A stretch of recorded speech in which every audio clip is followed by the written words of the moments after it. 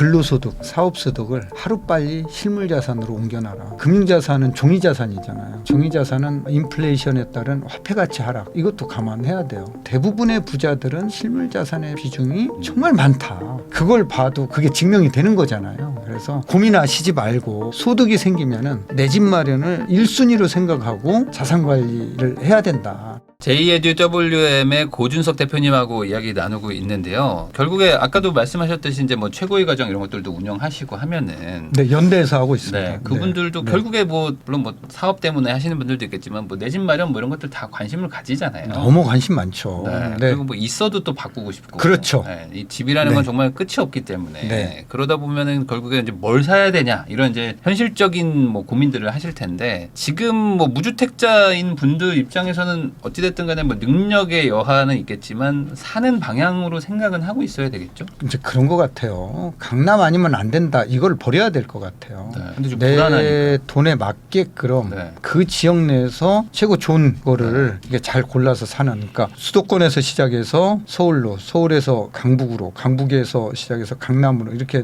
넘어오는 이 디딤돌 전략을 조금 세워서 단계별로 이렇게 강남으로 진입하는 전략. 나는 강남은 안 돼. 이제 죽어도 못 사. 이러지 말고 포기하시지 말고 전략적으로 좀 움직이시는 게 좋을 것 같아요. 그런데 이제 이런 얘기하시는 분들도 있거든요. 뭐냐면은 이제 막 무리해서라도 우선 서울에 뭐 괜찮은 데를 좀 사놔라. 왜냐면 사놓으면 어떻게 뭐 꾸역꾸역 끌고 가는데 나중에 몇 년 지나고 나면은 여유 있게 산 거랑 무리해서 산 집이 차이가 또 계속 벌어지니까. 네. 지금 여유 부려봐야 어차피 나중에 저거 못 산다. 뭐 이런 얘기하시는 분들도 있는데 이걸 어떻게 봐요? 저는 아까도 얘기했지만 그런 각오가 돼 있는 분들, 커피 안 먹을 각오가 돼 있는 분들, 정말 허리띠를 졸라매고 마른 수건을 짜서 이렇게 지출을 통제할 수 있는 이런 각오가 돼 있는 분들은 저는 무리해서 사는 거 찬성입니다. 뭐 애 학원 다 끊고 막 이럴 각오가 있는 분들. 네. 학원은 좀 보내야 되겠죠.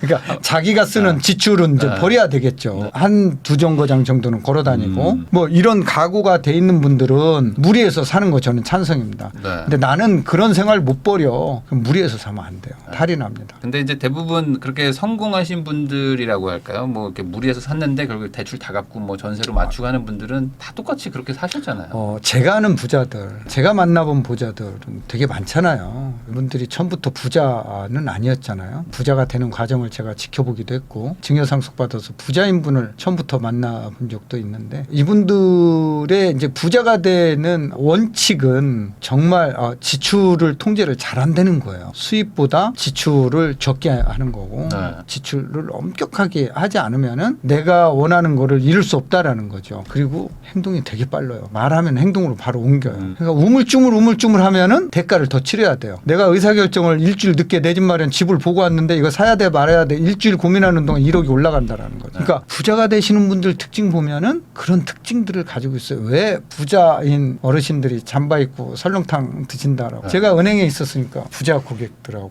점심을 많이 먹고 저녁도 많이 먹고 하잖아요. 네. 근데 비싼 데 안 가요. 유명한 집에 맛있는 맛집에 가서 설렁탕 이런 거 먹는 거죠. 근데 그게 더 좋은 거예요. 자, 이런 각오가 돼 있으면은 진짜 영끌해 가지고 저는 사라고 하고 싶어요. 그래서 이제 엄마 돈, 아빠 돈, 은행 돈, 내 돈 해서 사셔도 돼요.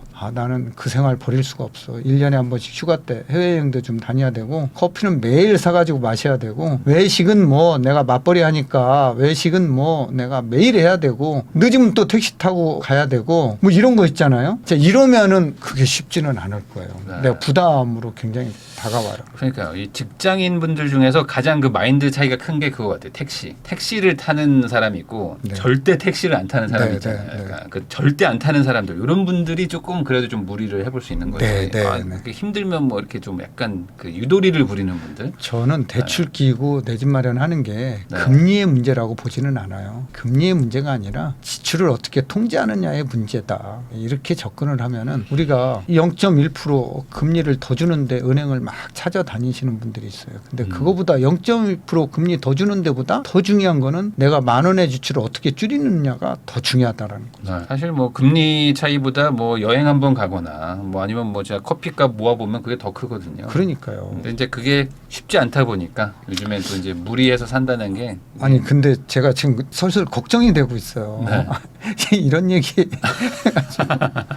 제가 너무 세게 얘기하시니까. 또 댓글이 엄청 다는 거 아닐까요? 아, 네. 아 근데 이제 이걸 오해하시면 안 됩니다. 이제 그러니까 네. 뭐 영끌을 해서 사라는 게 아니라 네. 이제 그 정도의 가구가 있는 분들은 그게 사실은 영끌은 아닌 거죠. 그분들 그렇죠. 입장에서. 네, 네, 네. 근데 이제 가구가 안 된 분들 입장에서 봤을 때 쟤는 뭐 이렇게 대출을 왕창 끌어 사냐라고 하는 건데 이거는 결국에 자기 지출 통제의 차이다. 그렇게 보시면 될 것 같고요. 웬만한 분들은 그냥 은행에서 빌려주는 정도만 받아도 그것도 쉽지 않긴 하니까요. 네. 요즘 은행에서 적절하게 알아서 빌려줍니다. 은행은 절대 많이 안 빌려줍니다. 그러니까 가면은 저도 대출 담당 책임자를 해봤지만 소득이 없으면 안 빌려줘요. 돈 떼이는 거를 네. 극히 싫어하는 데가 네, 은행인데. 네, 네. 그래도 떼입니다.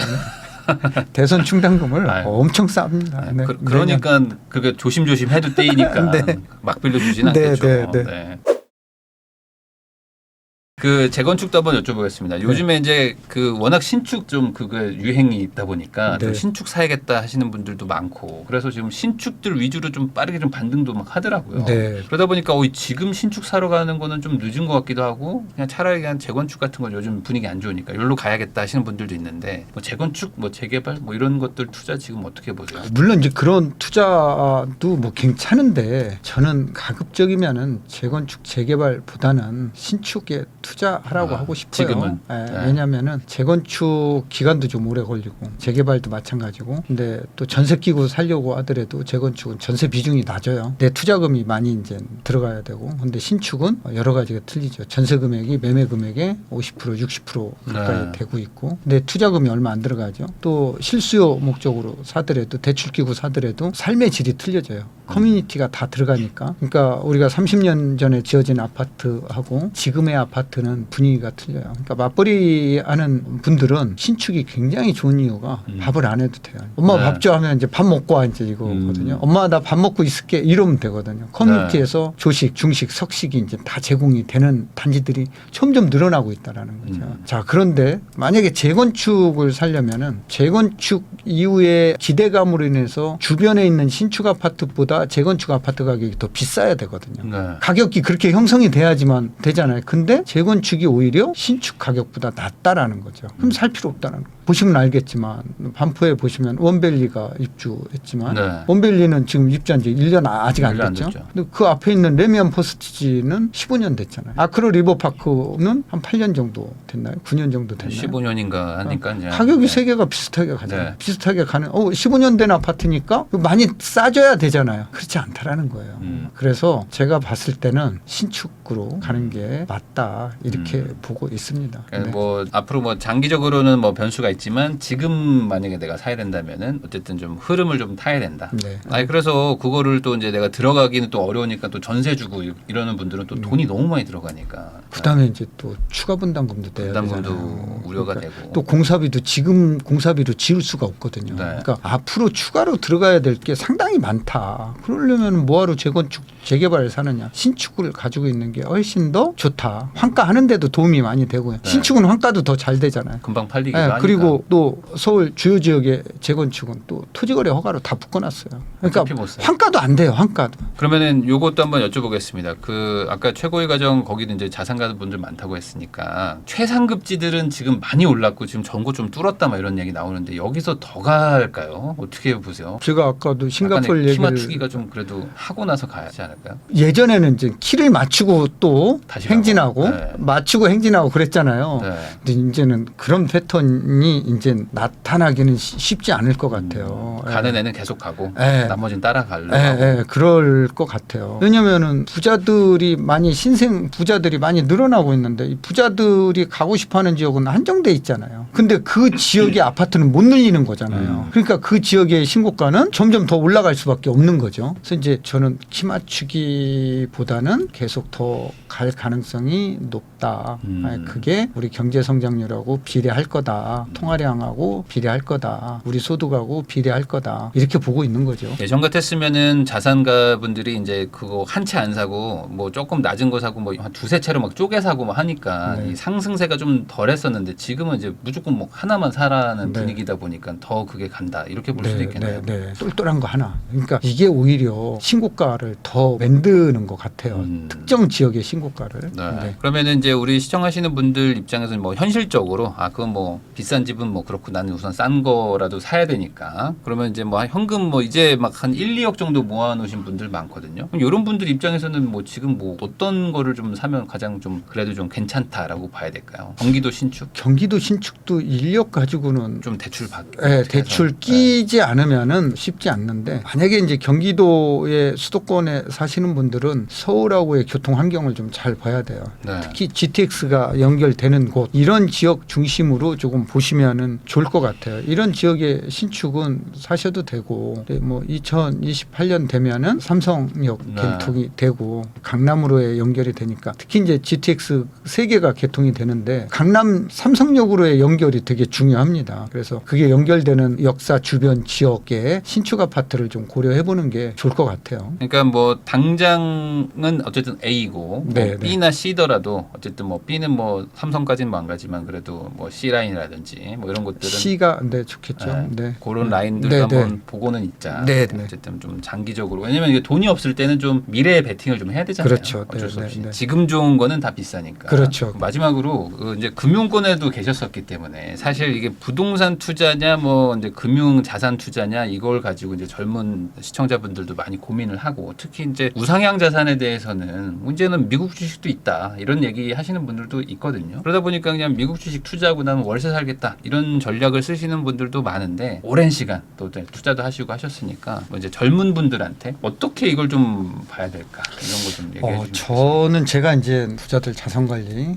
해 드리면서 금융 자산으로 부자를 만들어 준 사람은 없는 것 같아요. 금융 자산으로 네, 그래서 저는 이제 우리 여기 부익남 TV 네. 시청자분들한테 이렇게 얘기하고 싶어요. 근로소득, 사업소득을 하루빨리 실물자산으로 옮겨놔라. 금융자산은 종이자산이잖아요. 종이자산은 인플레이션에 따른 화폐가치 하락 이것도 감안해야 돼요. 결국은 뭐 우리가 미국 주식을 가지고 있던 우리나라 주식을 가지고 있던 환가했을 때 화폐가치를 또 봐야 되는 거잖아요. 그러면은 근데 실물자산은 없잖아요. 인플레이션에 따라서 가격도 같이 올라가는 거니까. 그래서 부자들은 대부분의 부자들은 실물자산의 비중이 정말 많다. 그걸 봐도 그게 증명이 되는 거잖아요. 그래서 고민하시지 말고 내 집 마련이 소득이 생기면은 내 집 마련을 첫 번째 1순위로 생각하고 자산 관리를 해야 된다. 굉장히 중요합니다. 그래서 그래도 이제 어떤 분들은 이제 부동산이 좀 상황 안 좋을 때 여기서 불려가지고 오겠다 뭐 이런 얘기를 하실 수도 있는데 그 이제 안 좋을 때 이제 오려고 하면은 그것도 안 좋아요. 그것도 또 타이밍도 안 맞는 안 맞아요. 우리가 이제 뭐 이게 기업들이라는 게 네. 기업들을 속속들이 알고서 우리가 투자하는 건 아니잖아요. 근데 또 알고 투자해도 이런 글로벌 경제가 어떤 또 리스크가 또 닥칠지 모르잖아요. 변동성이 워낙 심하기 때문에 네. 그런 변동성에 대처할 수가 없다라는 거예요. 그렇다라고 하면은 잘 아는데 실물자산, 화폐가치 하락이 없는 이런 자산으로 가져가는 게 부자가 되는 지름길이 아닌가 그렇게 보면 생각됩니다. 보통 부자 되신 분들은 물론 뭐 이제 소수로 이제 주식을 뭐 워낙 잘하셔가지고 막 수백억 되신 분들도 있지만 대다수는 사업이나 근로에서 이제 벌어가지고 부동산 샀다가 뭐 여기서 이제 좀 자산이 좀 늘어나서 그 다음에 다시 이제 금융자산으로 조금씩 이제 분배하고 그런 식으로 방향이 좀 반대인 것 같긴 합니다. 네. 그러니까 우선은 부동산이고요. 그 다음에 네. 여유가 되면은 뭐 주식을 좀 투자하든 금융자산에 조금 넣어놓든 네. 뭐 그렇게 하는 거는 뭐 충분히 그런 분들도 많이 계시니까 네. 뭐 100%를 다 부동산 자산으로 가지고 있지는 않으세요. 어쨌든 젊을 때는 조금 이제 부동산 뭐 내 집 마련 위주로 우선은 계획을 세워보고 네, 잘 네. 되면은 뭐 조금 확장하자. 그렇죠, 그렇죠. 네, 네. 그렇게 생각하는 게 그래도 네. 조금 더 안전하다. 네. 장기적으로 봤을 때 이런 얘기 해주신 것 같습니다. 지금까지 JEDUWM의 고준석 대표님을 모시고 최근에 이제 부동산 시장 분위기가 또 왜 이렇게 됐는지 그리고 이제 하반기 전망 그리고 뭐 내년 뭐 당분간 이제 시장의 흐름은 이렇게 될 것 같다라는 내용도 좀 정리해서 말씀드렸으니까 시청하신 분들한테 많은 도움이 되셨기를 바랍니다. 저도 그러면 대표님하고 인사 나누면서 영상 마무리하겠습니다. 대표님 오늘 나와주셔서 감사드립니다. 네, 감사합니다.